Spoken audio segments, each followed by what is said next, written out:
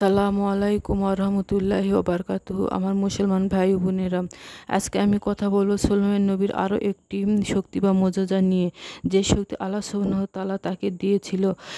সেই শক্তি বা মোজেজা হলো সুলাইমান আলাইহিস সালামের আংটি। এটি শুধু একটা আংটি ছিল না, এই আংটি হাতে থাকা অবস্থা জিন, পশু পাখি এবং বাতাস আংটির হুকুম মেনে চলতো। আল্লাহ সুবহানাহু ওয়া তাআলা এত বেশি শক্তি দিয়েছিলেন এই আংটির মাধ্যমে সুলাইমান আলাইহিস সালাম কে। হযরত জুবাইর আলাইহিস সালাম বলেন, এই আংটির রং ছিল আকাশী, আর এই আংটির উপরে কালমা তৈয়ব লিখা ছিল। হযরত সুলাইমান আলাইহিস সালাম এর মৃত্যুর পর আংটিটি কোথায় গেছে এবং এখন তা কোথায় আছে তা শুধুমাত্র আল্লাহ সুবহানাহু ওয়া তাআলা ছাড়া আর কেহ জানে না। হযরত সুলাইমান আলাইহিস সালামের হাতে আংটিটি সবসময় থাকতো, শুধুমাত্র ওয়াশরুমে যাওয়ার সময় তিনি তা খুলে রাখতেন।